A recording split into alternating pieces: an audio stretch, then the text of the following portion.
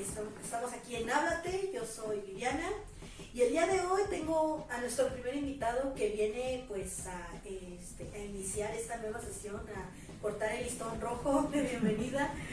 Quiero pues comentarles que es una persona que la verdad admiramos muchísimo porque tiene un extenso trabajo, yo ya lo conocía anteriormente, un colega psicólogo. Aquí les vengo a presentar a lo que viene siendo nuestro primer podcast. Tenemos una entrevista que bueno, un invitadazo, pero invitadazo. Y aquí les presento al colega José Carmen Martínez, psicólogo, perito, docente y ¿qué más? De todo, ya está influencer también, porque pues en eso vamos. A eso vamos, o sea, todo. Realmente quiero que le demos pues un fuerte aplauso, la bienvenida. Y pues cuéntanos respecto a tu formación académica. Estuvo en una muy buena universidad, la UAC. Sí, estuve en la... O sea, imagínense de lo que les vengo a hablar el día de hoy y que además no solamente yo les vengo a hablar, nos viene a hablar específicamente la UAC. Sí, muchas gracias por la invitación, por la presentación. Muchas gracias. Mira, yo empiezo en el año 2012 a dar clases en la Universidad de Londres, en Querétaro. El director de aquel momento, el licenciado Jesús Ugalde, me invita a dar clases en Derecho y en la carrera de Criminología y Criminalística, una carrera que se jacta de una oficial de formación, etcétera, etcétera. Y me dijo, ¿qué le parece si usted nos da esta clase, etcétera, etcétera? Y sí, empecé a dar clases en grupos de criminología, empecé a dar clases de introducción a la psicología, pruebas psicológicas y otras referidas a lo que es psicología para criminología. Un día me preguntó, oye, ¿no te gustaría hacer peritajes? Y yo le dije, ¿qué es eso? Y me dice, pues es como un estudio, dice, es una evaluación psicológica finalmente, ¿no? Pero dirigida para el ámbito de lo legal. Dice, ¿por qué no le apoyo al maestro Gustavo? El maestro Gustavo dice, él dijo, el maestro Gustavo es un excelente abogado. Y él me dijo, usted es un excelente psicólogo, seguramente ustedes van a aprender uno del otro. Y dije, pues, bueno, me han enseñado a decir que no voy a decir, no sé, sino más bien, sí sé, y luego inmediatamente me acabo aprendiendo. Sí, y así es como uno aprende. Pues así sucede, me pongo en contacto con el maestro Gustavo. Sí, empezamos a interactuar, le pregunté, pues, ¿qué es lo que tú quieres? Me dice, mira, el documento, según el juzgado, dice que requiere a un psicólogo para que haga un peritaje. El peritaje consiste en un estudio analítico de la personalidad, en donde se está buscando por petición de una parte que es la defensa, o que en este caso es la actuaria, una serie de peticiones a favor del caso que están tratando, porque cada una de estas cosas tiene sus objetivos, y así empezamos a aprender muchísimo uno del otro. Yo de terminología de lo legal, él de terminología de la psicología. Nos empezamos a relacionar y empezamos a trabajar en conjunto, porque quería principalmente, o sea, su blanco principal eran los trabajos pésimamente hechos que hacen. Ah, sí. Los trabajos de DIF. Yo también conocí un maestro en la universidad que le mandaban peritajes de DIF, porque los hacían, pero los hacían los de servicio social. O sea, uno aprende porque aprendí, pero yo nunca me aventé, dije, no, o sea, por mi culpa pueden perder a alguien algo realmente. Exacto. Y hacen malos trabajos. Y vaya, no cabe dentro de lo que se llame así solamente y puramente evaluación psicológica, porque tiene que haber, bueno, yo se me he dado cuenta con la experiencia que he tenido desde el 2012 para acá, tiene que haber una relación de lo que estás haciendo con el caso que estás tratando. Por ejemplo, cuando algún abogado me contrata para hacer un peritaje, siempre le digo, ok, va, ese es el precio, independientemente de lo que diga el juez, porque yo te puedo decir, yo te cobro tanto por una persona, o por dos, o por tres, o por un menor. Pero hacia la hora de que me presentas como perito ahí en el juzgado, dice el juez, no, pues sabes que viendo cómo está la situación, pues vas a tener psicólogo más bien que a analizar a esta persona, a esta y a esta. Y pues yo le había dado el curso nada más de 3 personas. Y no es que no quiera, sino que analizar a una sola persona con el instrumento adecuado, con la técnica adecuada, es realmente mucho trabajo. Es una descripción. Yo suelo ser muy cuantitativo a la hora de dar datos, y ya cuando ya doy mi opinión soy muy cualitativo, me doy cuenta muy bien. Por ejemplo, en cuanto llego a hacer una prueba, se sienta, empieza a hacer, no sé, la figura humana. Sí. Yo veo cómo se dirige hacia el dibujo, veo cómo se mueve, analizo microexpresiones, analizo el lenguaje corporal. Casi desde que llega. Sí, desde que me habla por teléfono, desde que me manda un mensaje por WhatsApp, todo eso ya lo estoy ya tomando en nota. Pues, bueno, la parte de que les decía que la evaluación psicológica está en relación con lo legal, por eso se llama forense. Todo lo que sea forense tiene el fondo de significado que tiene que ver con lo legal. Antropología forense, psicología forense, análisis de documentos, análisis de documentoscopía, grafología de letras, de escritura, de la forma como la personalidad que exhibe la letra. Sí, porque también esa es otra cuestión, que incluso la grafología se tiene que hacer tal cual con un peritaje con alguien que sepa, no como lo viste en la tele, ¿no? Porque hoy en día TikTok y la tele es así como, es que significa, o los signos tienen que ver, y también eso se puede llegar a confundir las personas. Claro, la mala información pues sí está presente desde que tenemos el uso de las redes sociales. Ahora sí que la bronca es que tenemos un exceso de información. Sí, sobresaturación de información es un problema muy fuerte que tenemos.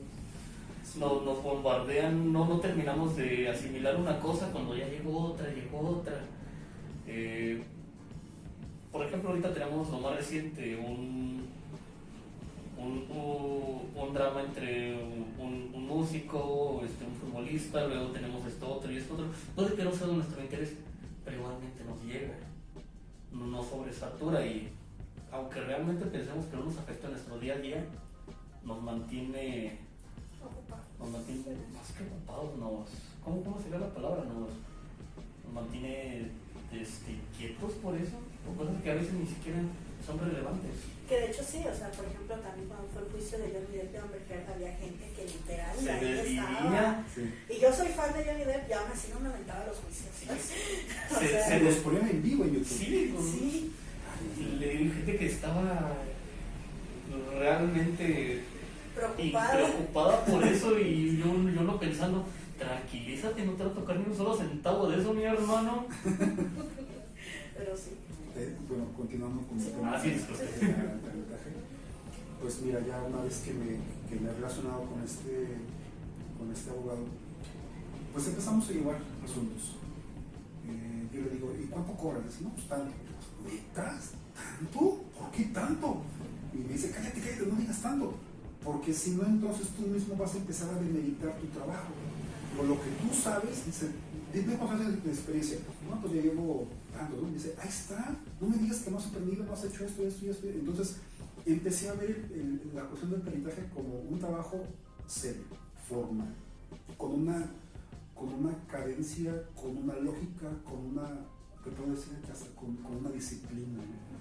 Porque el peritaje forense psicológico debe hacerlo alguien que tenga ya experiencia, no es algo que se haga inmediatamente al salir de la carrera, no, es algo que se tiene que aprender con experiencia, se tiene que tener conocimiento de lo legal, algo que pues en la carrera de psicología no existe.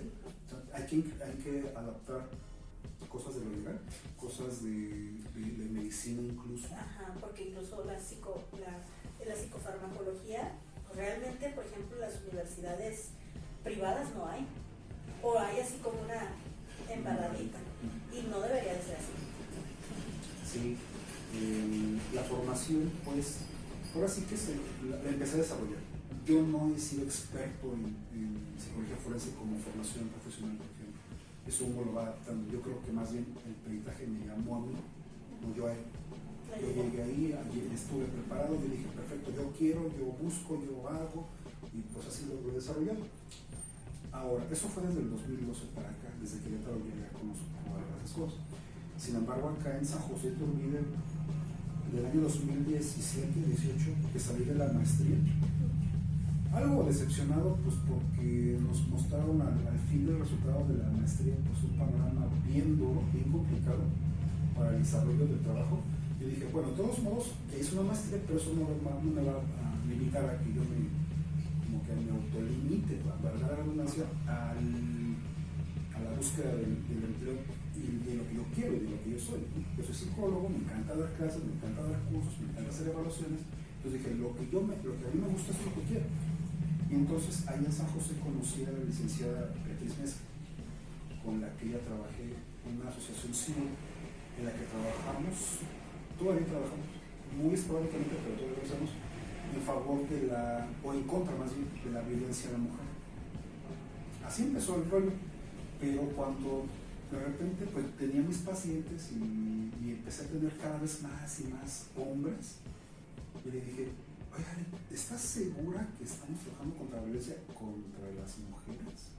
En contra de las mujeres. Porque estos hombres vienen exactamente por el mismo motivo. Y entonces empezamos a hablar ya más bien de violencia de género, y empezamos a adentrarnos al tema, y fue cuando nos empezamos a relacionar con la asociación civil, con un montón de gente. Desde allá de San José conocimos toda la región noreste, todita, los 8 municipios.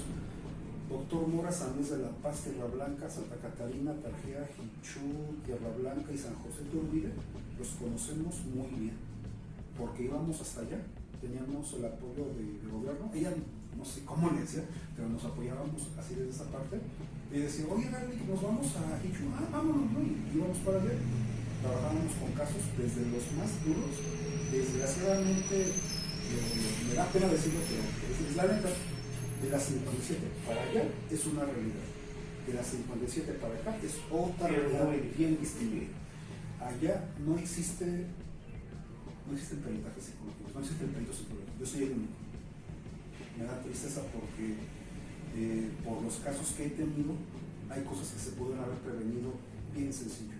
Sí, que se hicieron una bola de nieve, que era justo, perdón, me interrumpo, bueno, no sé, quiero meterme a una pregunta basada precisamente en los peritajes. ¿Ha habido algún peritaje que digas, este peritaje no me movió, pero sí me pudo haber metido a lo mejor en un problema? Porque el hecho de entrar a un peritaje es bastante. Yo tenía un maestro en la universidad que nos decía eso, ¿no? Que era como, yo los hacía, pero los dejé de hacer porque de pronto me llegan con sobornos, amenazas, entonces mejor lo decidí dejar. ¿En algún momento hubo algún caso, alguna historia que suscitara eso?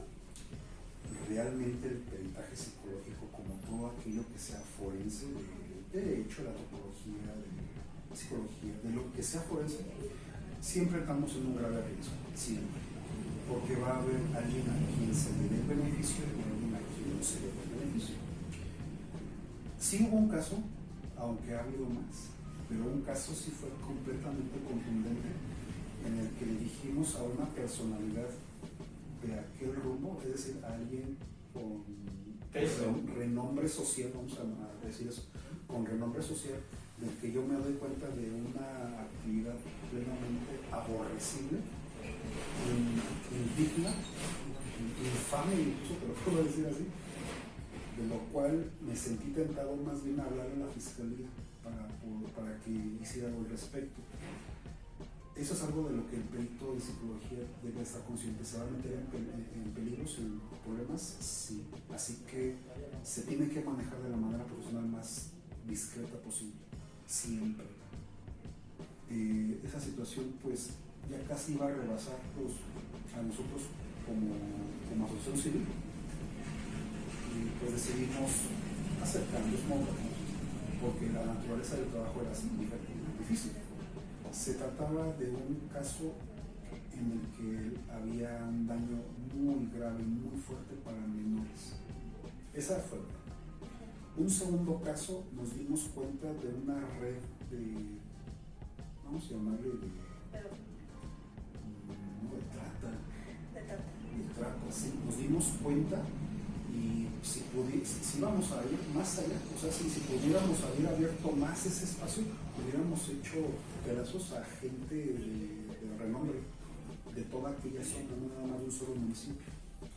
A la hora pues de emitir un peritaje, por ejemplo, de mi parte, y lo aprendí porque la experiencia también me lo dijo, la experiencia me dijo, si tú haces un estudio de tal manera que beneficie a quien te compra, en este caso el estudio, alguien más te lo puede tirar y te puede hacer ver como que ni eres profesional, ni eres objetivo, ni eres una persona a la cual se le tenga un respeto, una admiración. Así que desde ese momento que me pasó esa experiencia, dije no, lo siento, pero en cuanto me llegó un abogado y me dijo, oiga, ¿cuántos peritajes? Bueno, lo primero que le digo es, te voy a dar información, muy probablemente que no te va a gustar, que no te va a agradar. Así que si quieres que yo te venda la verdad, va a ser de esta forma. Si tú quieres que te haga un estudio para que beneficie a la persona que vas a defender, mejor no cuentes conmigo, porque yo te voy a dar todo lo que esa persona es, y por eso va a ser esas situaciones, ese requerimiento. Pues a una ocasión, por andar haciendo esto de ser muy claro, muy conciso, pues dije, no, pues ahora sí que muchas gracias, a ver usted cómo, pues muchas gracias, no nos interesa. 3 semanas después le dicen, oiga, pues venimos a solicitarlo como un tercero en discordia. Es decir, a quien va a evaluar a 2 peritajes para que me diga cuál es el que está diciendo la verdad y cuál no. Wow. Y sí, le dije, ok, va. Pues las condiciones son estas, la situación es esta. Me dijo, pues sí. Le digo, ya ve, habría sido mucho más fácil hablar con la verdad que usted tener que pues, hacer todo esto y principalmente extenderle el daño, extenderle el dolor a su paciente, en este caso a su cliente. Eso es algo, pero definitivamente este trabajo sí es duro, es peligroso. Incluso hay que tener un poco de sangre fría y tener que decirle a la gente así, como yo lo veo y como las pruebas que tú hiciste, hacen y dicen esto. Tú eres así. Y bueno, soy conocido allá en aquel rumbo de desarrollo para allá por ser muy claro, muy directo, muy concreto, muy verídico. Porque eso es lo que hago, no es lo que ven. Y era justo lo que también le iba a preguntar. ¿Qué necesita una persona, bueno, hablando de un psicólogo, que se quiere dedicar a los peritajes? Porque, por ejemplo, el DIF, pues comúnmente es padrinos, etcétera, ¿no? Porque es institución de gobierno, pero se dedican precisamente a esta parte que ya vimos que es muy complicada. Pero, por ejemplo, si existe una persona que está en esa institución o en alguna institución, por el azar del destino le haya tocado, ¿qué consejo le podrías dar a esas personas o cómo tendría que ser la personalidad de esa persona más allá de su trabajo? Porque bien dices, tiene que ser de sangre fría, y a mí me tocó ver un caso de una persona que decía, es que me da miedo que haya enfrentamientos. Oye, ¿cómo te da miedo el psicólogo? Pero, entonces, ¿a qué estás vendiendo, no? Por eso me gustaría preguntar exactamente qué es lo que necesitan estas personas. ¿Qué se necesita para ser perito? Para hacer un perito. Para ser perito de psicología. Ok, espero que me estuviera escuchando ahorita la UAP, ¿no? Esperemos que sí. Sí, porque pues sí creo que tengo la forma de cómo formar psicólogos forenses por la experiencia que he tenido y pues porque tengo ya 13 años de experiencia como docente en universidades y sé cómo se forma los estudiantes. Mira, lo primero es que si va a ser psicólogo, debe de quedarle perfectamente claro que debe manejar pruebas psicológicas, esté o no de acuerdo con ella. Y es que a la hora de hacer mediciones de la conducta, del comportamiento, siempre tiene que haber un referente. No puede haber algo de lo que uno diga, yo como soy psicólogo de tal formación y tengo un título y cédula que lo avalan, yo creo que hace estudios. Porque he conocido profesionistas que dicen, eso de las pruebas son puras tonterías. Los he escuchado. Pues muchas veces da flojera hacerlas y es como de, oigan, a mitad de la flojera, pero es algo que tienes que hacer. Claro. No es que te guste o no, es parte de. Sí, es algo de lo que siempre funciona y para el término de la ley, o para el término de lo forense, se requiere una prueba física o demostrable. Creo que eso, sepa manejar pruebas. Segunda, que si sabe o no sabe manejar pruebas, que tenga presente que habrá conocimiento cuantitativo y conocimiento cualitativo. Es decir, el dato duro, número, coordenada, no sé, dato, y el término de la expresión de lo que siente o piensa el paciente, y nunca desconectarlos, porque de repente por irse por los puros números no olvida lo que es la psique de la persona, lo que siente, lo que piensa, o de repente por irse por lo que siente y piensa la persona, Y no me da algo tácito, ajá, sí, bueno, sí. Okay. Bueno, eso. Un tercer punto es que agregue conocimiento sobre la ley. Agregue, por ejemplo, ahorita está muy en boga la ley para cuidado o buena calidad de vida para el menor y el adolescente. Porque para allá van los peritajes, ¿no? Normalmente uno hace todo por los hijos y son los padres que bueno, en este caso he tenido la experiencia de casi puros casos de separación, en el que ahora van a empezar a pelear la custodia, la potestad. Era lo que iba a decir, o a lo mejor no necesariamente por los hijos, sino que ya se convierte en un yo gano y tú pierdes. Sí. Eso es algo que a mí me ha tocado ver, ¿no? Sí. Sí, me ha tocado recomendarla al juez, a los jueces, en el estado a Querétaro y acá en San José, decirle al juez, oye juez, pues ponte las pilas, ¿no? Porque tú a partir de que dices, no, pues sentencio a esa persona esto y esto y esto, y ya se acabó. Eso es todo lo que dice. Yo le he dicho, no, ponte el tiro, porque tú tienes que asegurarte de que esa persona, de que esa familia, que era familia y que está teniendo una relación por un menor o por un hijo, debe de todos modos cumplir con el rol. El hombre no tiene que ser solamente el que provee, ni mamá la que cuida y ama, sino que son ambos y deben de serlo por el bien del menor o por el bien de los hijos, pero no, la sociedad entiende que si se separan, pues ya no se vuelven a ver, ¿no? Y entonces ahí sí queda la deriva, la imagen, la protección, la seguridad y todo lo que tiene que ver con los valores de la familia hacia el menor. Que empiezan los niños empiezan con algún tipo de situación, ¿no? No sé, alguna herida emocional, herida de abandono, o sea, empiezan con muchas cosas. Sí, típico, clásico, ¿no? Niño que dice, es que mi papá me abandonó. No, mijo, tu mamá impidió que tu papá estuviera ahí, porque mamá decía, no, tú eres un pinche inútil. Bueno, es que... son palabras que... Eres un pinche inútil, eres un mantenido, poco hombre, me dejaste por otra, ahorita te cambio por un Rolex. O ya tiene nuevo papá, tú ya no le sirves. Sí, hay tantas cosas que pasan así. Y le he dicho a los jueces, oblíguelos, bueno, yo le pongo la palabra, exhórtelos a que vayan a terapia, porque si no arreglan sus diferencias como seres humanos en primer lugar, no van a estar bien en equipo para el menor. De lo que he visto lo contrario, a veces ese dolor o esa molestia se queda a nivel de lo personal y entonces los padres dicen, no, es que no quiero verte ni como amigo y mucho menos como ex esposo. A ver,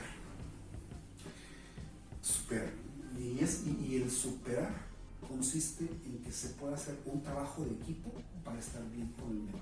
Independientemente de la vida afectiva, de la vida personal ya de las personas que se han separado, es importante eso. Incluso, fíjate, hay un video que me fascina, me encantó en cuanto lo vi, porque en cuanto lo vi, ese video lo vi en el 2010, creo. A Vida do María. Es un cortometraje chiquito de allá de Brasil.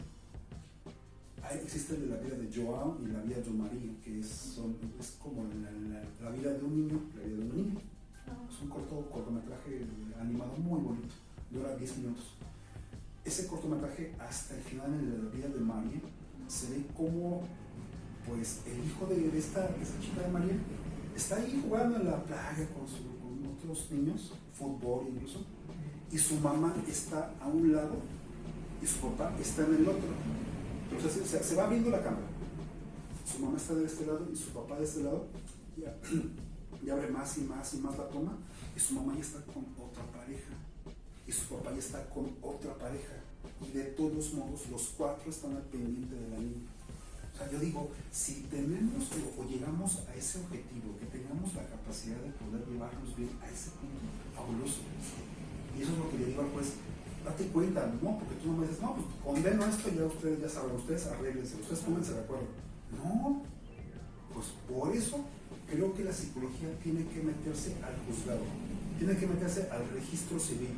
Incluso también si esto también fuera para así las autoridades presidenciales, municipales o estatales, también yo recomendaría mucho que cuando dos personas se van a casar en el civil es así de un terapeuta de familia. Sí, porque la verdad es que muchas veces, o a veces ni se casan, simplemente tienen a los hijos y ni ellos entienden, ¿no? O sea, hace no mucho platicaba con una niña que ella me decía, fuera, o sea, ni trabajo con ella ni nada, me la encontré y de pronto salió el tema, me dijo, es que fíjate que mis papás están separados, pero nunca estuvieron juntos, chiquita, ¿no? Unos 5 años, y yo, ¿cómo? Pues es que mi papá está casado con otra persona y mi mamá con otra persona, pero ellos nunca se casaron. Y lo tiene completamente natural, ¿no? Ajá. Sí, y lo tiene como muy dentro de que así fue, que no se casaron. Pero también se debe a que precisamente, aunque ha tenido sus problemas, que lo que la niña me dio a entender, pues ella lo ve como que pues la pareja de mi papá y la pareja de mi mamá, y cuántas parejas hay que es como, no, ya tiene nuevo papá, o a fuerzas decir, este es tu nuevo papá, esta es tu nueva mamá, y no son sus papás. Cada caso, como ya lo sabemos en el ámbito de la psicología, cada caso es absolutamente distinto. Sí. Cada uno tiene sus, yo le llamo acá con mis estudiantes, que les hago referencia a un estéreo, de los antiguos, de los 90, que tienen así como que diferentes botoncitos. Cada uno tiene un nivel diferente en cada uno de sus rasgos o de su personalidad. Todos los casos tienen algo, por lo menos algo muy alto, algo muy bajo, pero de lo cual podemos ir mediando y enseñarle al paciente que cada persona debe saber controlar cada uno de ellos, o podría saber. Y ahora también la duda aquí es, yo me quedé con, la niña está yendo a terapia, sus papás fueron a terapia, ¿cómo se da una separación que no es separación, ¿no? Por ejemplo, en su caso, cuando trabajas con niños, ¿qué tan complicado es, por ejemplo, a la hora de evaluarlos o a la hora que, o sea, qué es lo complicado con los niños en un peritaje? Claro, han escuchado hablar sobre el término de la madre, se me fue de la madre alienadora, es decir, la madre que utiliza al menor para atacar al padre. Sí, eso es algo. Sí, eso es algo de lo que normalmente le pongo mucho énfasis cuando veo a un menor por situaciones de lo legal, de peritaje, porque ya van como preparados para responder de ciertas formas, por lo que yo siempre les saco la vuelta, siempre los sorprendo a todos mis pacientes, ya sean niños o adultos, les hago, vamos a llamarle procedimientos psicológicos, para que no se den cuenta que yo ya me di cuenta de eso. Vale, yo normalmente busco lo más objetivo posible de la realidad, ¿no? Que cada uno tiene una versión distinta. En el caso de los menores, pues es que como un niño pues es inocencia, ternura pura. Hablamos de menores de 12 años, ¿no? Porque también no puedo llamar de un niño a alguien de 14, 15 años. Sí. Sin embargo, van con una actitud pues bonita, agradable, no veo que vayan mal. Sin embargo, cuando me doy cuenta que ha habido maltrato, ha habido golpes emocionales, físicos de muchos, sí es muy nítido su dolor. Así como que decir, a causa de sus papás que están separando, el niño tiene una depresión, no es tan mecánico. Yo tengo que asegurarme de que todos los factores que este menor está teniendo están en relación directamente con él. Porque platicaba el otro día con un abogado que me decía, no, es que yo creo que es el síndrome de esto. No, porque ni siquiera hasta el DSM-5 me dice aguas, ¿no? Aguas, eso no solamente es como un referente, no es que te tengas que abocar a él o adaptar a él. Yo le puedo decir, veo un síntoma que tiene que ver con depresión, otro que tiene que ver con ansiedad, otro que tiene que ver con fobia, otro que tiene que ver con, y así, con muchas cosas.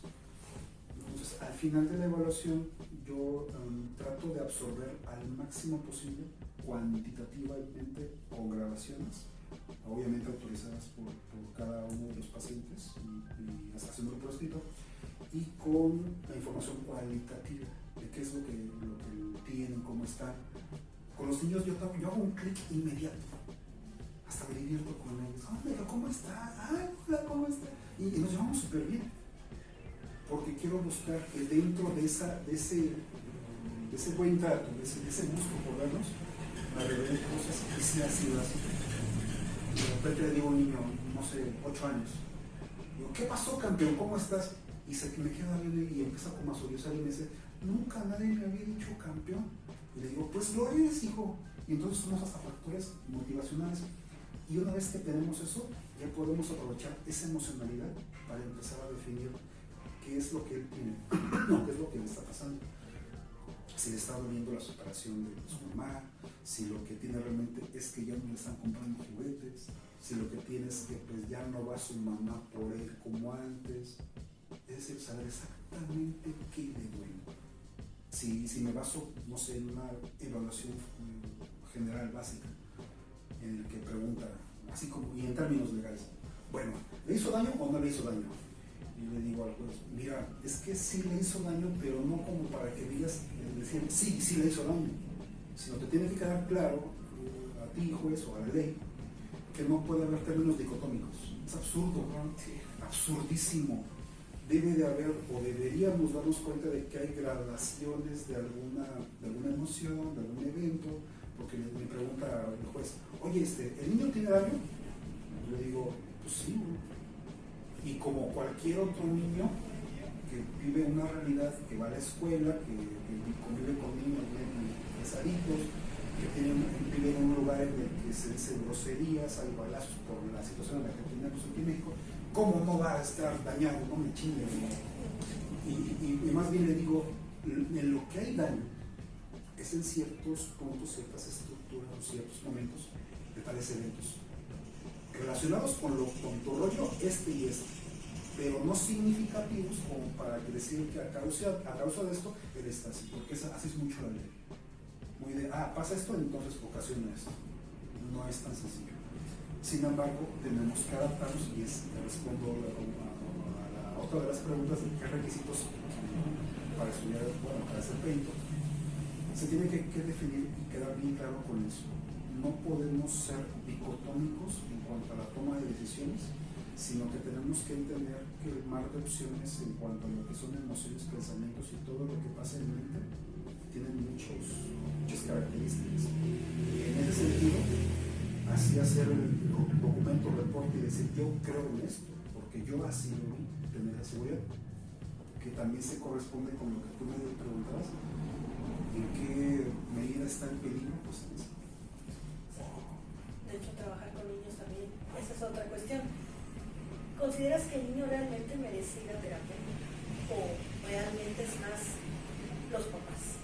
Porque aquí hay, muchas veces llegan y ahí te dejo a mi hijo, ¿no? Y a ver tú qué haces, ¿no? Pero tú también. Luego, primero dime cómo está él. Una vez una mamá me decía eso, ¿no? Es que mi hija lo necesita más que yo. Híjole, entonces ya desde ahí dices, esto está mal, ¿no? Ya después empiezas a ver el caso, que lo vi, no como mi paciente, lo vi afuera. Y dije, sí estaba mal la mamá. Por eso la pregunta, ¿el niño realmente tiene que ir a terapia o es el papá y la mamá? Ok, por la experiencia que yo he tenido, yo he visto a 2 niños, solo a 2, de todos los niños que han llegado a terapia, solamente he visto a 2 en donde realmente el problema es el niño. Uno, por un pequeño tumor que tenía en el cerebro que le ocasionaba cierto comportamiento, ciertas actitudes, cierta grafia, cierta dislexia incluso, y otro que era un asunto difícil espiritualmente hablando. Solamente. No he visto otros niños que me están así como tal en la terapia psicológica, porque bueno, finalmente pues yo noto que toda su problemática pues es del contexto donde están. padres, tutores, abuelos, tíos, quien lo críe, son este núcleo quien está proveyendo una educación y unos valores fuertes, ¿no? Pero tampoco puedo desdeñar el hecho de decir que un menor no debe de tener terapia, no, sino creo que ahora no sé si modalidades familiares o las modalidades del trabajo psicológico, que tampoco también estaría yo de acuerdo completamente en llamarle terapia. No, yo siempre le llamo trabajo psicológico o atención psicológica. No siempre tendría que ser que se vea al niño, que se vea la mamá o que se vea el papá nada más, sino podría hacerse en conjunto, podría tratar de llevarse el punto a que se ensamble el núcleo familiar, a que se redefinan roles, a que se reconozcan, no sé, nuevas actividades, nuevas funciones, nuevas responsabilidades, y que se vaya guiando a la pareja a que sepa cómo llevar a cabo su vida, su matrimonio, para que a su vez su familia pues esté estructurada. Pero tal cual, como que diga, es que este niño necesita, porque es malo, porque muchas veces los papás traen ese estigma de es que es mi hijo, no yo, sí, es él, o me da miedo ya mi hijo, y llegan a un punto en el que pueden, y yo creo que al final, yo creo que todos conocemos casos de alguien, o incluso a veces uno que tiene hijos dice, no es que mi hijo está mal, pero pues la realidad es que realmente, por eso la pregunta de la terapia, que ahora va de la mano un poquito con la siguiente pregunta que Diana nos hizo en el grupo de WhatsApp, nuestra compañera Diana. Ella nos quiere saber cuál ha sido el caso más difícil como psicólogo que te ha tocado. Puede ser, ya nos mandaste como un perito, esta parte de los 2 exorcismos. ¿Consideras que sería uno de estos 3 casos o hay otro todavía un poco más fuerte? Porque estamos hablando de muchos años también de experiencia. Pues fíjate que hay diferentes niveles de intensidad o de importancia de los casos que he tenido, desde el sencillito, que no por ser sencillo es menos, sino que fue menos emocional, no fue menos duro emocionalmente hablando. Hubo un caso pues que prácticamente dependió de mí la libertad de un hombre. Se le acusó injustamente, pues de hecho era un peritaje, no fue peritaje, sino fue unas sesiones psicológicas que pudieron perfectamente llegar a un peritaje psicológico y hubiéramos dado un buen golpe a la fiscalía por ineptitud. Se trataba de un hombre que fue acusado de la peor manera por su nieta por acoso sexual. Por la descripción del caso tuve que leer, me dice, oye, pues me llama por teléfono su abogado. Dice, oye, pues aquí dice en el internet que usted es el mejor psicólogo de San Jorge de Iturbide, así que por eso le llamo. Quiero que me atienda esa persona y quiero que lo haga bien porque esta persona está a punto de ir a la cárcel, ¿no? Y yo, ay, qué dramático eres, ¿no? Y así como norteño, ¿no? El abogado. Dice, yo estoy enfrente del juez, me está preguntando si quiere usted aceptar el encargo. Ay, no aguanta. Como hubieras dicho, bueno. Y pues dije, bueno, ok, ya, que si acepto, dale mi nombre y cédula, lo veo, ya. O sea, también ese tipo de cosas se me hacen muy nefastas de los abogados, ¿no? Pero pues bueno, cada quien tiene su estilo. Entonces empiezo a ver el caso y me doy cuenta de toda la porquería que es Ministerio Público, que es Fiscalía, que es el sistema de justicia, que es todo. La fiscal de aquel lado se inventó un delito y se lo achacó al señor, solo porque le parecía, porque como que su semblante era de un delincuente, como que era de un hombre depravado. Sí, y dijo, no, sí creo que su nieta lo denuncie por esto, porque para esto esa niña, en compañía de su mamá, levanta una denuncia por acoso sexual, pero por recomendación de una pseudopsicóloga de aquel lado también, que se dio cuenta que esa psicóloga estaba atendiendo a la niña del sistema público. O sea, la combinación de todos esos puntos me hizo ver la porquería en la que estamos viviendo. Y entonces el señor pues ya va conmigo, me dice, mire, yo ya pues, estaba en el bote, estaba en San Miguel y después fui a Guanajuato y regresé. yo sé lo que es la cárcel, yo sé quiénes están ahí, yo sé qué gente del cartel de Jalisco está ahí, bla, bla, bla, bla. Me habló muchas cosas, me dice, yo sé lo que es estar preso. Yo estoy prácticamente preso todavía. Y empezamos a trabajar las sesiones. Yo le pregunté qué cosas fueron ciertas, que no, y le dije, a mí dígame la neta, porque yo me sé dar cuenta cuando una persona está mintiendo, así que dígame la neta. Dice, mire, te voy a ser honesto, pasó esto, esto, esto, y esto, y esto, y esto, y así como me lo dijo, así es, de tal forma que cuando yo solicito el expediente, coincide completamente con el examen médico, no con la demanda. El examen médico dijo, la niña nunca fue penetrada, jamás. Y el expediente decía que él le había introducido los dedos.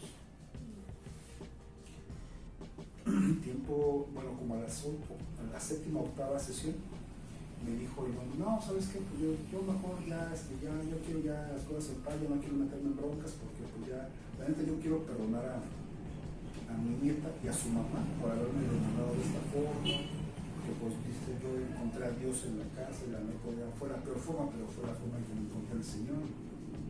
Y pues como que me hizo pensar, y le dije, caballero, tenemos todo para que le dé un buen golpe a la fiscalía, en especial a la fiscal que le creó el delito de violación, porque supuestamente, por lo que dijo la fiscal, el hombre violó a la nieta, y poner violación en una demanda de la fiscalía es algo realmente serio, del cual iban a meter al asesino al bote el resto de su vida.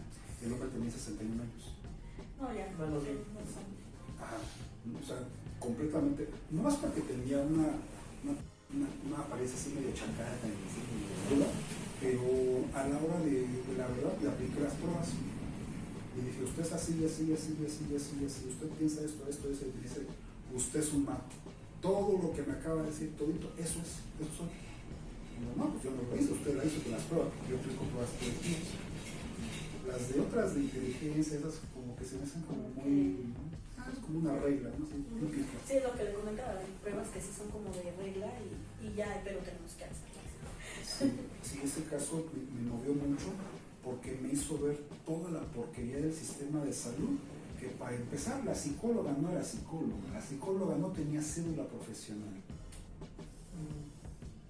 tenía un título de una escuela. O sea, pero como si fuera coaching o era coach. No.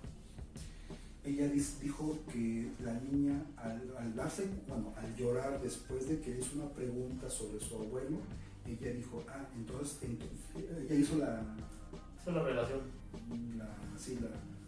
Pues ella fue la que dijo realmente, Ah. después de que la niña lloró, porque ella dice, entonces tu abuelito se lloró, y ella dijo, sí fue. No dijo, sí lo hizo mi abuelo, dijo, sí fue. Y ya ven ahorita como esas respuestitas de los chavos que dice, sí soy. Algo así respondió la niña, como en ese argot. Como respuesta corta, ¿no? Y ella le dio la interpretación que quiso. Ándale, eso. Le dio la interpretación, ella denuncia a las autoridades de otro municipio, porque ni siquiera estaba en el municipio correcto, sino fue a otro. Ese otro municipio manda a llevar al señor con la fuerza pública y le dice, usted está acusado de esto y esto y esto y esto y esto, ¿cómo ve? Le va a salir en 120,000 pesos en este momento. Si no, al bote me lo chingo. Tiene 4 o 5 días para que se defienda. En eso contrata a un abogado. El abogado le dice, oye amigo, pero sabes que te va a salir 90,000 pesos. Y dice, mira, de 120,000 a 90,000, la neta prefiero esto. Afortunadamente el señor tiene hijos en Estados Unidos que le dije que pues sí, me mandaron dinero.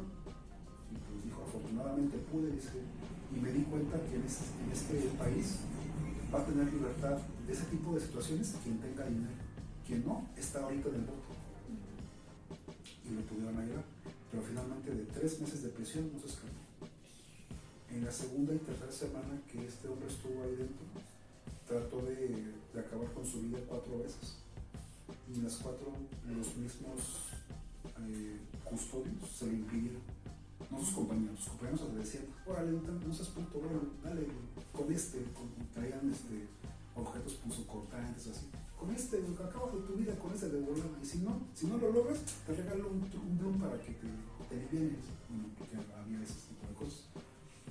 A mí me causó un shock ese caso porque yo pensaba que las autoridades de salud, de justicia y hasta de educación hacían las cosas bien. Y no, ahí fue cuando me di cuenta que de la 57 para allá es un mundo y de la 57 para acá es otro. Fue muy triste, pero al final, gracias al documento en el que yo le digo, este hombre ya está sano psicológicamente, el juzgado dice, perfecto, queda en libertad. Si no, si hubiera puesto que aún sigue mal o que aún sigue bajo el trastorno, bla, bla, bla, o incluso que le hubiera puesto, aún tiene la depresión por haber estado en la cárcel, sigue en el mundo, hasta que se recupere. Ese era el enfoque de la justicia según el abogado. O sea que prácticamente, bueno, fue bonito por una parte, pero muy triste, porque por mí, por ese documento, ese hombre está en libertad. Y si lo hubiera equivocado, o sea, si hubiera estado este caso en manos de alguien... Como la persona que de alguna manera pensó, la psicóloga, que ella decía, es que la niña fue violada por el abuelo. Si hubiera llegado alguien así, se hubiera ido. Sí. Probablemente más. Ahora, una pregunta que yo tengo. ¿Qué trabajar? ¿Qué cosas dices no me gustaría trabajar o trabajarías todo? Porque bueno, hay psicólogos que dicen, por ejemplo, lo mío, no sé, hay personas que dicen, yo no trabajo niños, yo no trabajo adolescentes, yo no trabajo divorcios, yo no trabajo parejas. Yo, por ejemplo, en mi caso, me cuesta mucho con los adultos mayores. ¿Qué es lo que tú dices? Yo no le entro, o a todo le entras. Pues fíjate que... O lo que menos te gusta.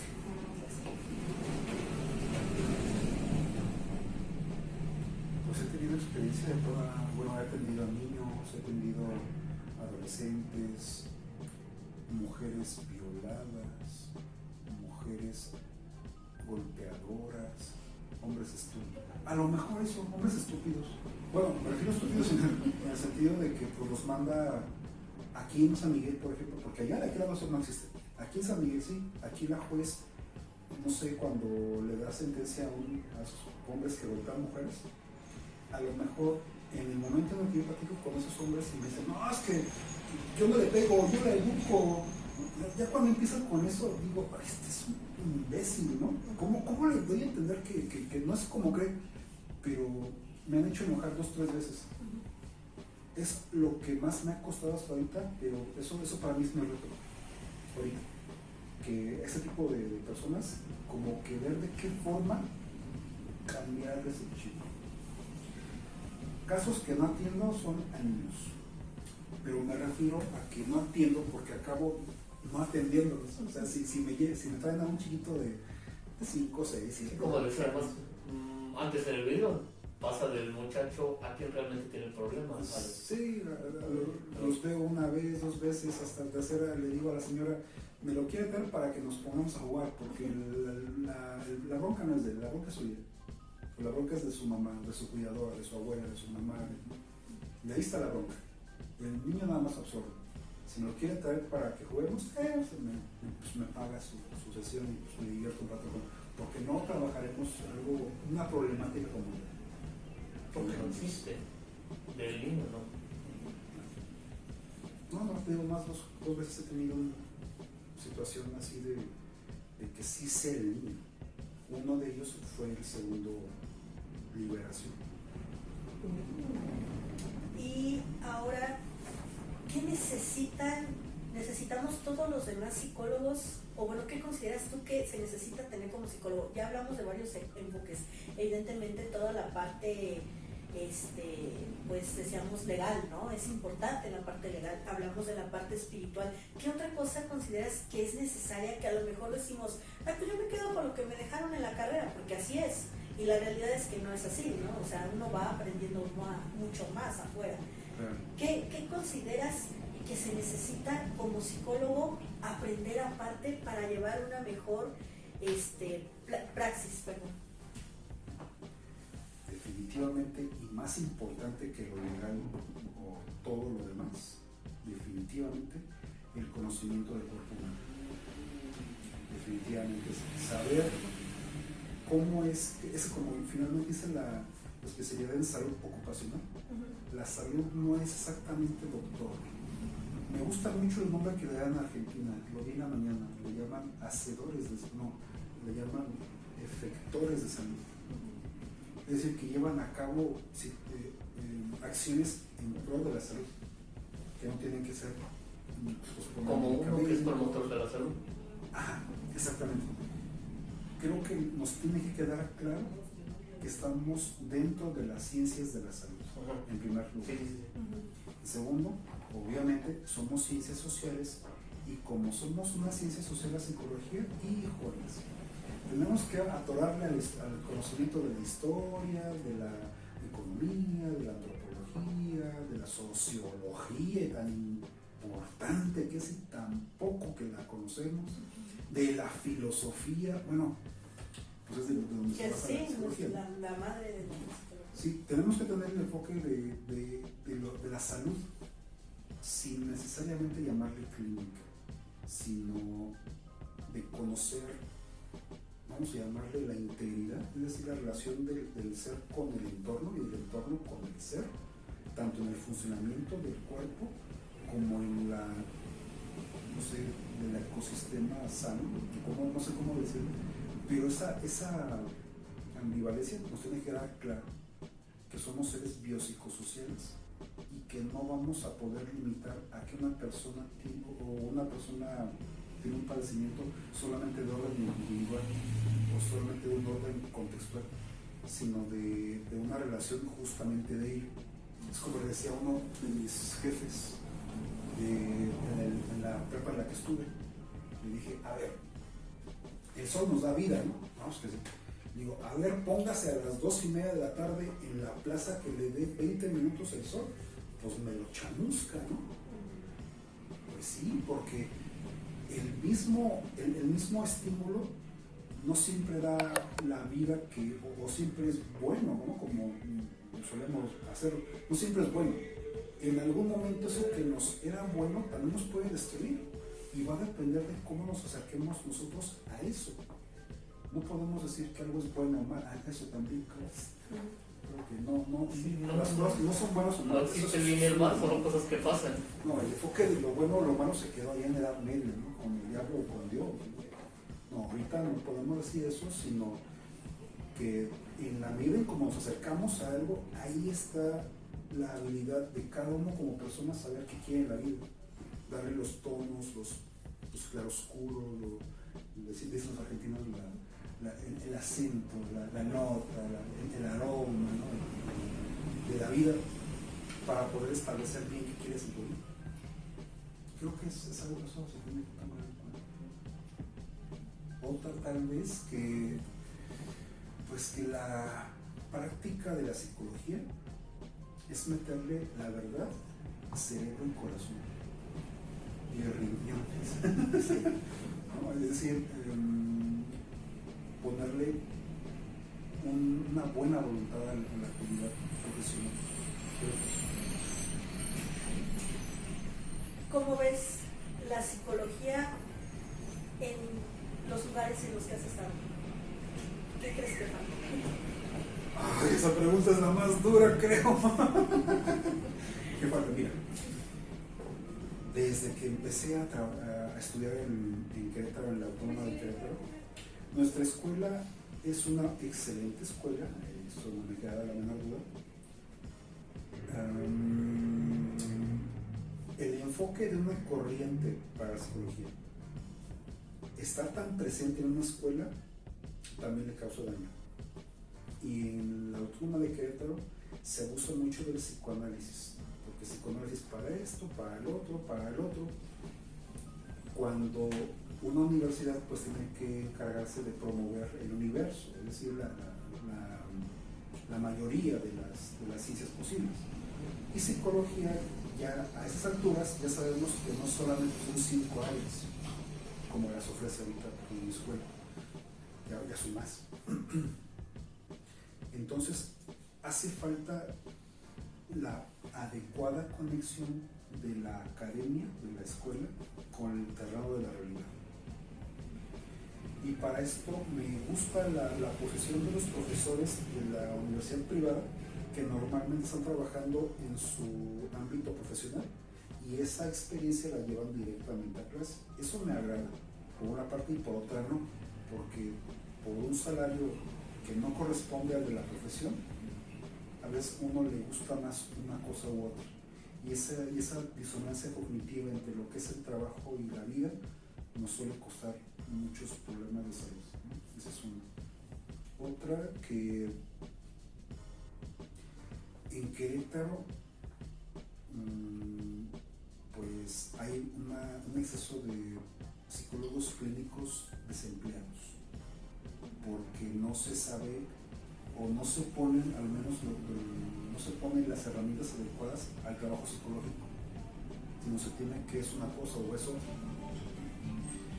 Cuando ya rebaso la línea de la 57, ya me vengo para acá a trabajar acá en San José, aquí en San Miguel y en toda la región, incluyendo Dolores, incluyendo Salamanca, porque mi familia está en Salamanca. Al ver Guanajuato, yo creo que la corriente de Guanajuato, la corriente psicológica de Guanajuato, no quise ser peyorativo, la corriente psicológica de Guanajuato es cognitivo-conductual. Sí.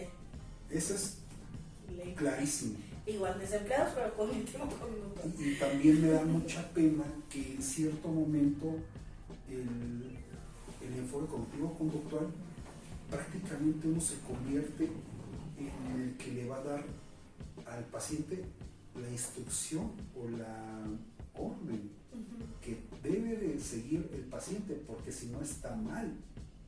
Es decir, no me agrada tanto, pues bueno, pues finalmente es la corriente, pero no me agrada que si un psicólogo se equivoca, ese paciente va a creer que todos los demás son iguales. Sí. Ahí es donde está el fallo, que por eso las corrientes tienen que ser otras y tiene que haber una formación más amplia de licenciatura para que esos errores no se cometan. Porque si hay pacientes que les va a ayudar mucho cierta tendencia del psicoanálisis, otra de la cognitivo conductual, otra de la teoría de sistemas, otra de la teoría del humanismo, otra de algún otro tipo de teoría, pero que no sea tipo coaching, no, sino que sea algo profesional, lo científico, por cierto, que le ayuda al paciente que lo requiera. Todos los pacientes tienen como que su estilo. Ese es otro asunto. Acá en Guanajuato, que la Secretaría de Educación y de Salud se quiten esa fregadera de que tiene que decir psicólogo clínico para jalarlo para acá, ¿no? O tiene que, de la educación, psicólogo educativo para que trabaje en la educación.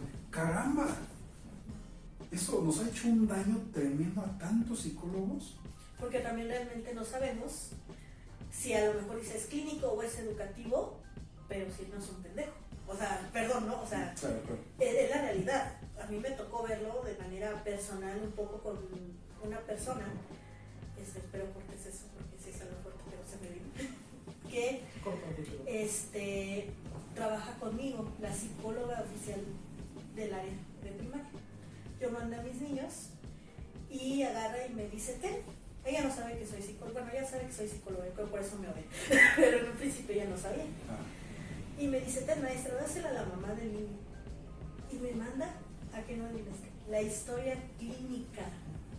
Se supone que una historia clínica es paciente y psicólogo. No, por hueva agarró y dásela de tarea. Bueno, ya le explico a la señora y me dice, es que, ¿sabes qué? Pues según mi hijo está viniendo aquí a la psicóloga y lo ha visto una sola vez. Y yo, pues así como la impotencia, ¿no? Porque ella se quedó con la idea de, es que los psicólogos son así. Le dije, no señora, yo soy psicóloga, yo no voy a atender a aquel, pero le voy a recomendar a alguien que sí lo va a atender. O sea, y infinidad de casos, y para todo era como de, oye, ¿por qué no hacemos un taller, algo juntas? Y era como, es que me voy a ocupar en febrero con las inscripciones, quiero evaluar a los maestros. Y yo, ¿qué chingado les evalúas? Perdón con la palabra, pero ¿por qué no evalúas bien lo que está pasando con los niños? ¿Tuviste a mi grupo 3 veces?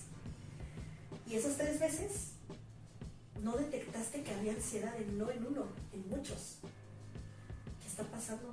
Y está ahí porque no es ni psicóloga clínica, ni educativa, ni psicóloga general, es una psicóloga social. Sí, social entre comillas, pero no tiene nada de trabajo con niños. Pero como es amiga de la coordinadora, fui yo, fue otro colega que también tiene bastante experiencia, y no, porque es mi amiga. Y a veces va la señora, a veces no. Y es como un poquito la injusticia que uno siente, porque dices, ¿cuánto puedes afectar a una persona con eso? O sea, una vez me lo dijo una ex jefa. El trabajo de los psicólogos, ella es doctora, es el más difícil. Yo no podría ese trabajo, porque yo como médico puedo ver si le doy la cabeza, el corazón, pero el psicólogo no. Y entonces que no lo use como con cuidado sí te genera un miedo, ¿no? Porque son niños. Claro. Historia clínica también. Cuando es de la salud, las cosas son pues supuestamente más delicadas, ¿no? Por tratarse de lo más valioso, etcétera, etcétera. Pero a lo mejor el sentido que yo te mencionaba, creo que aunque no está nada mal lo que me acabas de mencionar, es algo muy claro. Cuando la Secretaría de Educación dice solamente que diga psicólogo educativo, limita toda la capacidad de alguien que egrese como licenciado en psicología, de la UJE, por ejemplo, o de alguna otra escuela, limita el momento de poder ingresarlo al sector laboral. Porque si se va a insertar al sector laboral, se supone que tiene que tener una producción positiva, o sea, pues para algo, finalmente. No desdeño lo que has dicho. Creo que es cierto también que si una psicóloga clínica que ingrese a la área de salud y que no le quede claro cuál es su papel, pues sí, incluso recurrir a la instancia que le corresponde pues, para aplicar el procedimiento que convenga, ¿no? Y que ese psicólogo o psicóloga le quede claro que actualmente el trabajo es ya multidisciplinario. La neta es que sí. Ejemplo, llega el paciente a urgencias que pues, se cayó por andar de chango ahí en la azotea, trae un golpezazo en la cabeza, ¿no? Y que ya no puede decir muchas cosas, incluso tiene una como dislexia, ¿no? Ya dice, pero en su hablar. Si solamente es la posibilidad, pues perfecto, vamos a atenderlo, esto y ya se interna, perfecto, y él cuando sale y se da de alta, pasa luego. Bueno, ¿y por qué se aventó, no? ¿Qué situación tiene con su mamá? Que su mamá decía, no lo quiero aquí en ese hospital jodido, ¿no? Yo quiero ir al hospital al MAC. Quiero que lo lleven allá porque allá sí hay calidad, ¿no? No sé, esos pinches doctores que están haciendo su residencia no saben ni qué onda, ¿no? Porque también hay gente así. Bueno, el trabajo en este caso del urgenciólogo puede ser desde cómo recibe a una persona, ¿no? ¿Qué historia clínica puede absorber en ese momento? Como en lo que es el tema de los primeros auxilios psicológicos, pues que conozca su ABC, antecedentes, biografía y características de lo que pasó en ese momento. Y decirle, oye, pues, te pasó esto, tú estás aquí por esto, tu mamá está aquí, en vez de luego, a ver, despeje, tú muévete esto, agarra esto, tú esto, tranquilo, hijo, te vamos a curar, ¿no? Así como las series de House o de ER, que son series médicas, no le preguntan nada a la persona, ¿no? Y al final hay un capítulo, por cierto, muy significativo, en el que uno de los médicos se queda al final con ese chavo. Todo lo que tenía ese chavo es que lo encontraron en la calle y nada más traía su mano, todo no estaba desinflado. Y le dice el jefe al médico, oye, pues investiga quién es este chavo, ¿no? Para que llame a sus padres porque es seguro que va a morir. y entonces le habla a otros padres de otro nombre, de otro nombre de paciente. Entonces pues ya les llama y dice, no, pues que su hijo está aquí y está muy grave, pues se equivocan los papás, ¿no? O sea, le llevan al caso, y ya lo reconocen y le dicen, no, es que él no es nuestro hijo, no es nuestro hijo, que tampoco sabía dónde estaba. O sea, vaya, que se mete una bronca doble, porque el médico no le importa la historia personal, ni biográfica, ni nada de eso al paciente, sino lo atiende de emergencia. Cuando el enfoque cubano y el enfoque de Francia es el médico comunitario de Cuba lo atiende desde el momento de la prevención. Desde que no me sales a la calle sin tus tenis, ¿no? Porque si llevas zapatos te vas a lesionar el talón, dice, ¿no? O aquí le traigo ya la vitamina C para que usted no se vaya a resfriar, ¿no? Para que usted no tenga necesidad de que lo atiendan. Pero ya te cuidan a los médicos. O sea, el enfoque es distinto. Creo que hay un sesgo muy grande de mejora. Gracias por oportunidad, pues yo no tengo más preguntas. Realmente esto ha sido muy iluminador para mí, he descubierto tantas cosas que, vamos, simplemente pasaba por alto. Y pues, ¿qué dice licenciado? Yo tengo te ha tocado pues muchas áreas, ¿no? Pero vamos a ejemplificarlo en 3. ¿Qué te gusta más? ¿Psicólogo, perito o docente? Evidentemente las 3 son muy fuertes en tu vida, pero ¿cuál es la que dices tú? Pues me enamora más, o sea, las quiero, son como mis hijos, los quiero a todos por igual, pero hay una que más. Híjoles. Creo que es más difícil que... ¿Por qué estudiaste psicología, no?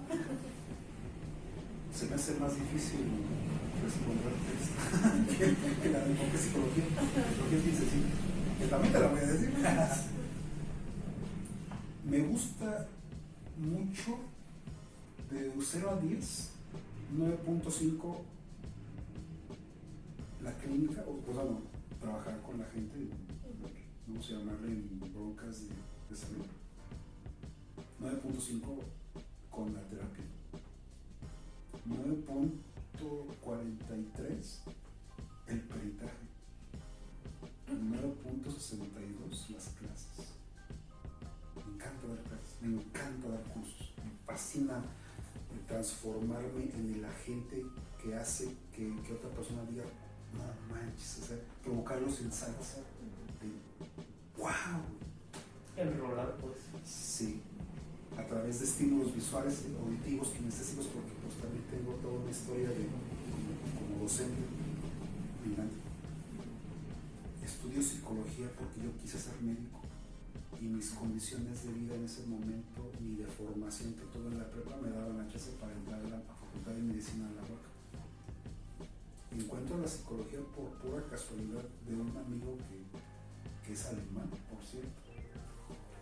Él estudió psicología del trabajo y me dijo, mira cabrón, para que no estés tú perdiendo el tiempo, hijo de la chingada, ven acá porque te voy a poner a estudiar, y me dice, ponte a leer esto y esto y esto. Pero es que también eso es muy fregón. ¿Cómo es que, pues sí me enrola al área de la psicología, pero conocemos a un amigo que también se volvió mi amigo y trabajo con él incluso, un psicólogo que tuvo una formación como psicólogo médico de Veracruz. Ahí estudió psicología y medicina al mismo tiempo. Entonces ya le digo, oye, pues, ¿qué es eso de la psicología y la medicina? Pues se trata de esto, esto y esto y esto. No me dijo mucho, pero sí me dejó así como que, qué interesante, ¿no? Tomo la decisión, estudio psicología ya al 100%. Cuando salgo de la carrera, lo voy a buscar. Y me dice, ¿qué hiciste de tu vida, cabrón? También era veracruzano, por cierto. Estudié Veracruz.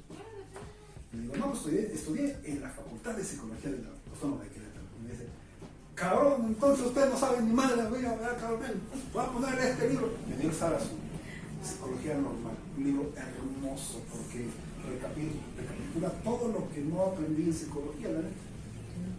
Dice, mira, cabrón, si quieres estar ahí conmigo vas a tener que estudiar, tú no sabes ni una chingada de lo que tú sabes, no, tú eres un pinche ignorante conmigo. Entonces me formó, prácticamente me formó. Me dio libros de los mejores electrónicos, eso sí. Incluso me dio el acceso a una maestría que estaba haciendo en Barcelona, en catalán, sobre el desarrollo de las neurociencias de un nivel muy fregón. Y ahí fue la primera vez que escuché sobre el tema de la hipnosis profunda. ¿Por qué él es masón? Él es el masón que nos comentabas. Sí. Sí.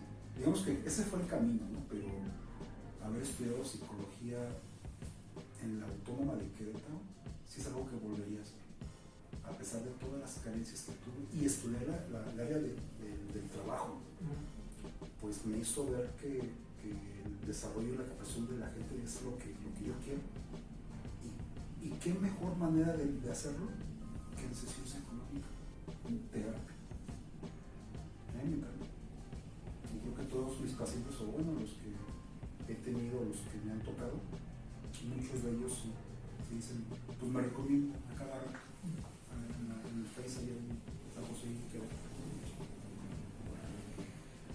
Pues la verdad es que estamos sorprendidos pues de lo largo que ha sido la plática y con muchas ganas de seguir escuchando más, porque pues te ha tocado recorrer un camino increíblemente grande, o sea, una carrera bastante bien construida, que se nota el compromiso que tienes con las personas y sobre todo el decir, pues, bueno, en todo este momento te he escuchado como sigo aprendiendo, sigo haciendo, y no el típico de yo lo sé todo, ¿no? Porque de pronto pasa mucho eso con algunos psicólogos. Sí, no, ni un solo día pasa que no aprenda. Tengo la costumbre de todos los días dar, estoy leyendo las obras completas de Freud porque hay cosas que no sabía, no me acordaba.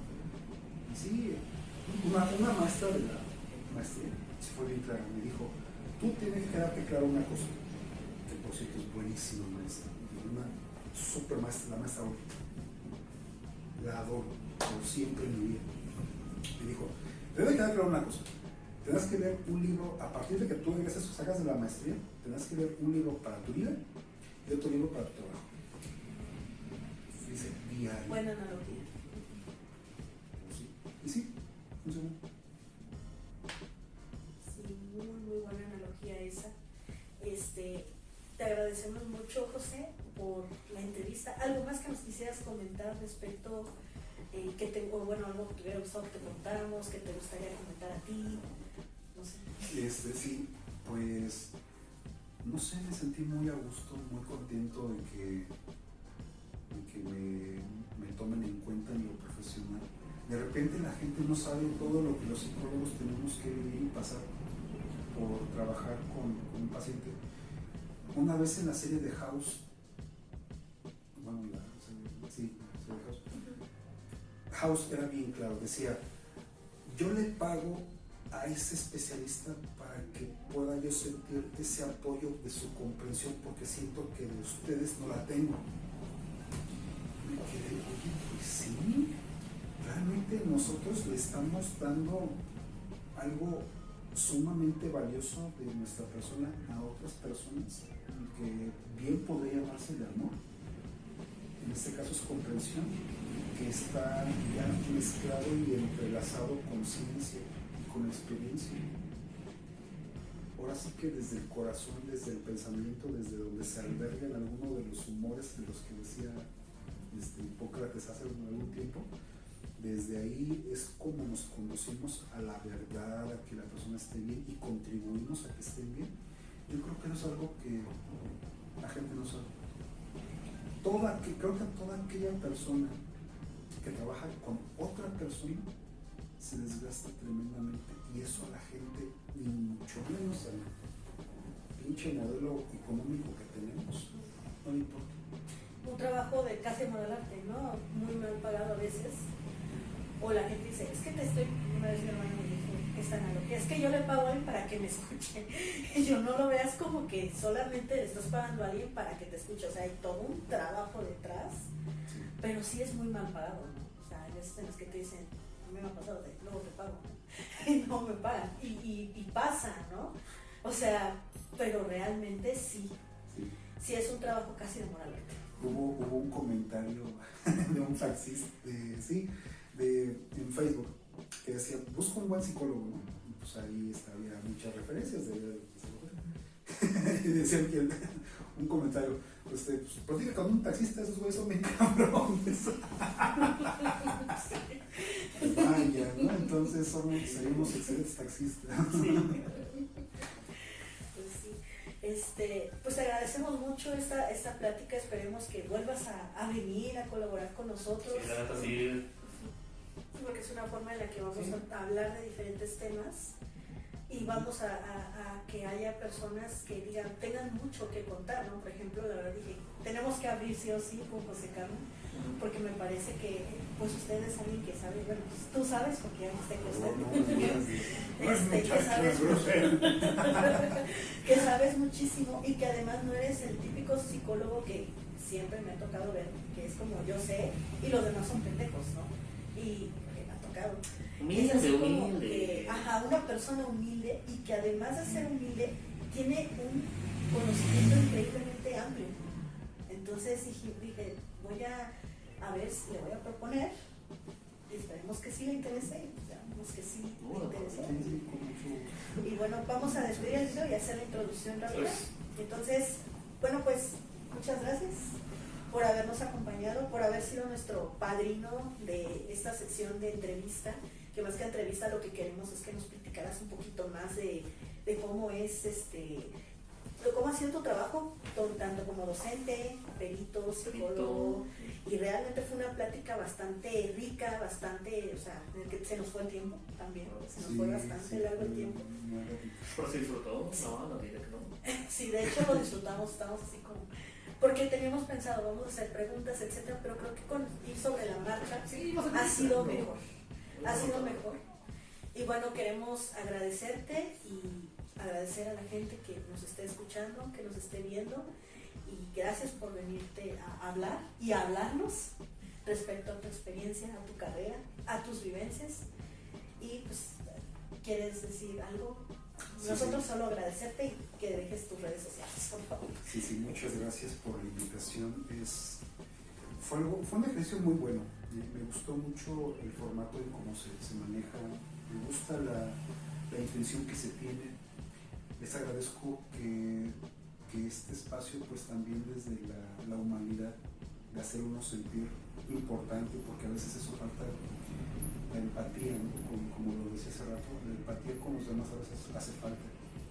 Yo me sentí muy a gusto, la neta, yo podría estar aquí muy buen rato, hay mucho que sí, gracias al creador, he vivido muchas cosas, desde las peores que se puedan imaginar, porque les comenté situaciones significativas para mi profesión, aunque para mi persona traigo otras de otra índole. Sí.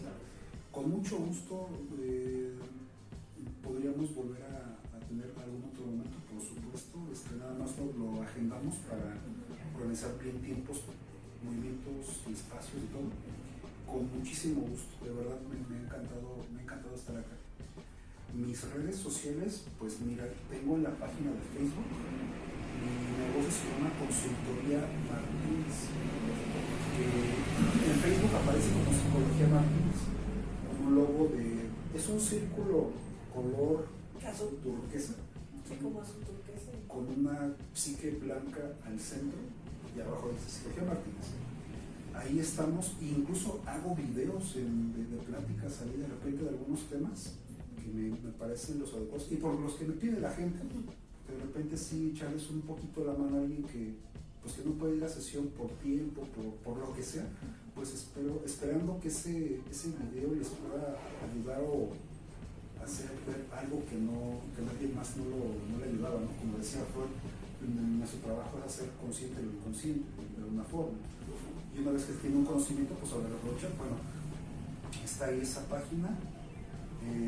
Tengo un teléfono que es de WhatsApp, que lo puedo mencionar. Sí, claro. El número es el 419-123-7666. No me pregunten por qué termina ese número, pero ese es el número. Estoy a punto de hacer o estamos viendo la manera de hacer porque estoy integrado con otros compañeros en Querétaro y en San José, y aquí también, sí, para poder hacer un espacio de pláticas de ese tipo en TikTok o en Instagram o en alguna otra plataforma de red social. Incluso a mí se me estaba metiendo la loquera de hacer un podcast para Spotify, aunque todavía no sé cómo hacerlo ni cómo, pero ya se me ocurrió la idea. Y pues bueno, muchas gracias. Esas es las redes. Tengo pensado en mente pues muchas cosas más, ¿no? De repente sí me canso, de repente sí, ay, qué huevo, sí, busco pues conocer más, busco transmitirles a mis estudiantes, a mis pacientes y pues a la gente que tengo cerca, transmitirles un poco de lo que he sido. Creo que he aprendido mucho gracias a las experiencias que he tenido. Con gusto las comparto. Perfectísimo.